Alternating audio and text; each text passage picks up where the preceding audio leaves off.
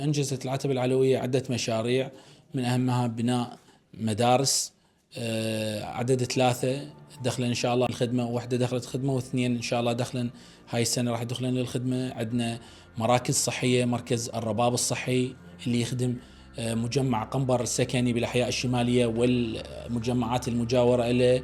أيضا عندنا مركز أمير المؤمنين الطبي بالجديدة. المشاريع اللي تقوم بتنفيذها العتبة العلوية أكيد راح تساهم من تطوير البنى التحتية بالمدينة القديمة بالخصوص، من خلال إنشاء عدة مشاريع، مثلا جراج النجف الكبير داخل المدينة القديمة مع نفق الطوسي مع نفق الرسول. ذني ال3 مشاريع راح يعملن ككتلة واحدة، تعمل على سحب الزخم العجلات داخل المدينة القديمة وتمنع تقاطع العجلات، بالتالي تحقق انسيابية عالية لمرور العجلات. أيضا الجراج راح يمنع وقوف العجلات داخل الشوارع داخل حوض الشارع.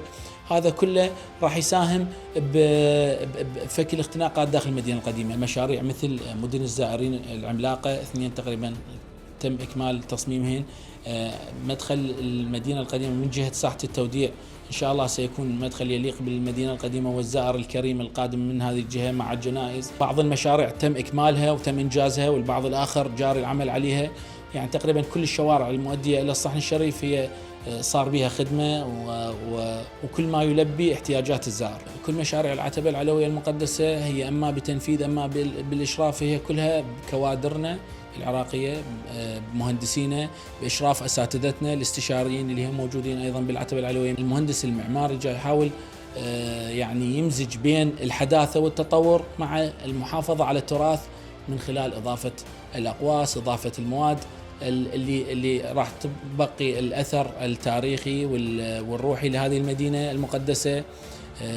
جاي ناخذ أغلب المشاريع المحيطة بالمدينة القديمة، المشاريع الداخل المدينة القديمة، جاي ناخذ أغلب التفاصيل من نفس البيوت التاريخية، ناخذ نفس شكل القوس، ناخذ نفس شكل الشبابيك بالأماكن التراثية، نحاول نعيدها بطراز حديث، بس بنفس الوقت احنا محافظين على الشكل القديم.